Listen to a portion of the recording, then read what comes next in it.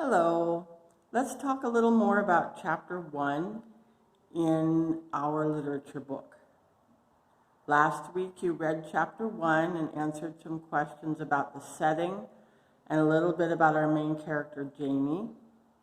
And now let's talk just a little more about what's going on in the book.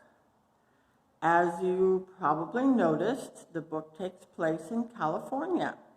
Actually, it takes place right here in Fresno County.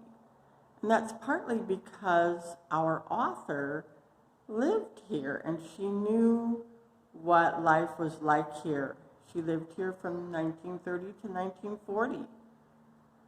And she was the librarian at the library in downtown Fresno.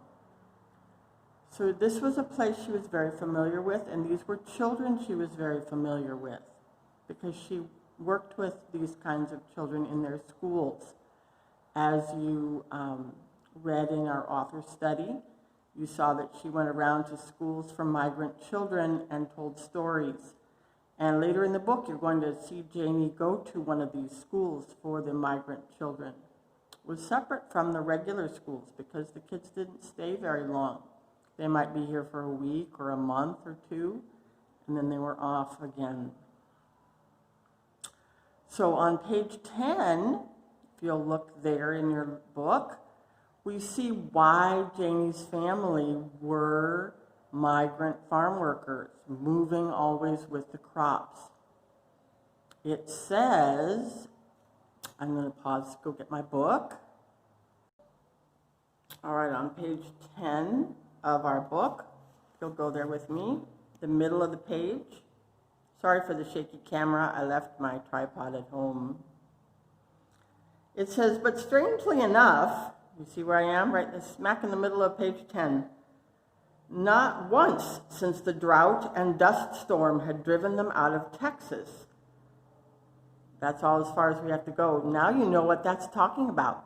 The drought in Texas and Oklahoma and the dust storms. So obviously Jamie's dad lost his farm or his business because of the Dust Bowl. It wasn't just farmers who lost their businesses. It was doctors and store owners and all kinds of people who no longer could open their businesses because the weather was so bad and the dust was so bad that they had to leave. So the main event, though, in this first chapter is Jamie and the plate, because you can tell by the title and by the picture there's something important about this plate. Not sure what it is yet, but there's something important about it. And what does it represent for Jamie? It represents home and family. Who did it belong to? Her mother. Where is her mother? She died. And this mom she has now is her stepmom. So she remembers barely having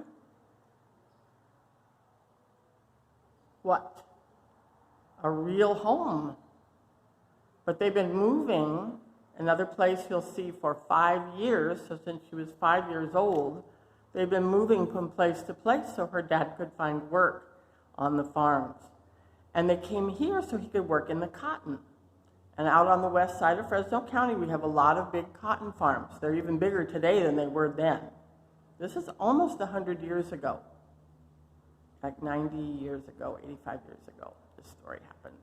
Because the book was written in 1940, which is 80 years ago, about a family during the Dust Bowl, which was in the 1930s, as you learned last time. So we have learned why the plate is important to her. It represents family, and it represents a home of their own. It says that the plate was the hub of her universe. A hub is like the middle of a wheel, like on a wagon, where there's that middle part and all the spokes come out, and then there's the outside part of the wagon. This plate, how funny, a plate, was the hub of her universe, the thing that was stable, the thing that went with them when they moved from place to place. And it represents home and family to her. And I think we're going to see, because of the title of the book, that it's going to be very important to how the story turns out. So the author named the book Blue Willow on purpose. We're going to find out what happens later. Janie is struggling with what we call belonging, or having a sense of being part of something. Now, when you're in a family, you feel like you belong. You've got your mom and dad and your brothers and sisters, although Janie didn't have any brothers and sisters. That was part of her problem, or part of what she thought was her problem. But she didn't ever stay anywhere long enough to feel like she had a permanent home, that she belonged in a community or had a group of friends. And so belonging is a difficult thing for her. It makes her sad that she feels she doesn't belong. So your next assignment is to read chapter 2 and then do literature number 7, which has you find some quotes about the home, loving home and family, or about being without home or family, meaning brothers and sisters, and then some quotes about belonging, or not feeling like you don't belong.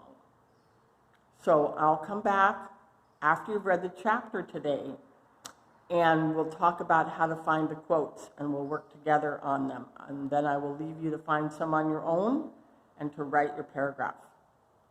So enjoy the second chapter, called As Long as We Can. Bye.